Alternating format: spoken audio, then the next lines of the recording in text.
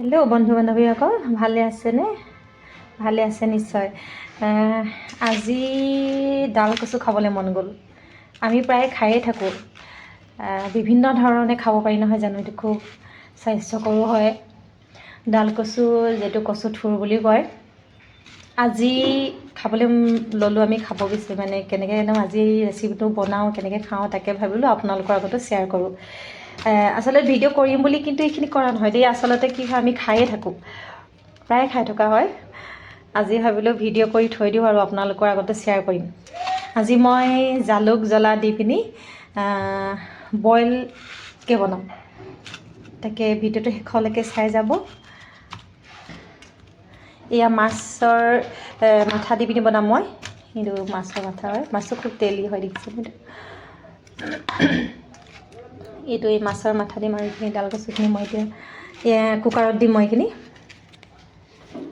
আৰু এইখিনি চাওক, মই তাত দিবৰ কাৰণে কি কি লৈছোঁ। এয়া নহৰু দুটামান লৈছোঁ, আদা লৈছোঁ, জলকীয়া লৈছোঁ, জালুক লৈছোঁ আৰু নৰসিংহ পাত, এয়া মান ধনিয়াৰ পাত এখিলা লৈছোঁ।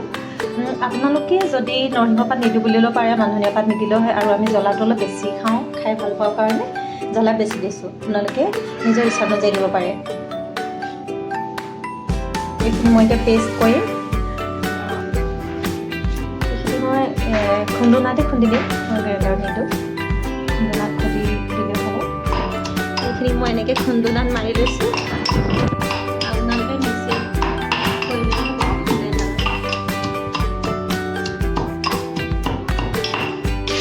সেইখিনি এইখিনি চাওকচোন, কচুখিনি মই ভালকৈ ধুই কুটি ল'লোঁ। আৰু এতিয়া কুটি কুকাৰ পাতিলোঁ, 5-6টামান চিটি মৰাই দিম। সেইফালে এজন চাওকচোন, আৰু টেঙা ল'লে, কান্দি কাটি আৰু টেঙা ল'লে। ইমান টেঙা খাই ভাল পায় আৰু টেঙা।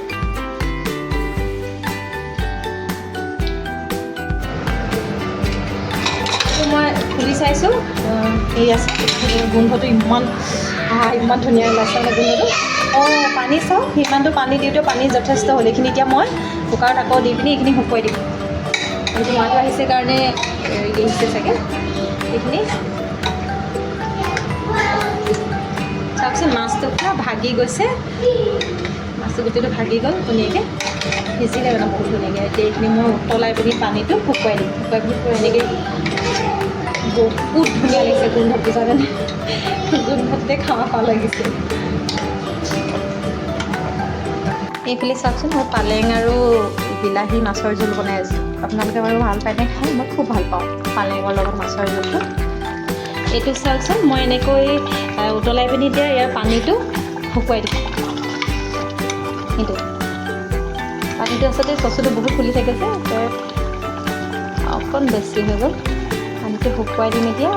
আৰু আপোনালোকে ইচ্ছা কৰিলে ইয়াতে অকণমান ধনিয়াও দি দিব পাৰে। এতিয়া ধনিয়াৰ ছিজন নহয় জানো। এইখিনি মই শুকুৱাই গোটেই একদম মাছৰ যে এই মাছৰ মাথাকেইটা যে দিছিলোঁ, গোটেই ভাগি চাওক ধুনীয়াকৈ মিলি গ'ল। আৰু তেল আছিলে, গোটেই তেল হৈ গৈছিলে আচলতে। তেল কিন্তু এক্সট্ৰাকৈ ইয়াত অলপো তেল দিয়া হোৱা নাই। এইটো সম্পূৰ্ণ বইল পদ্ধতিৰে মই বনাইছোঁ।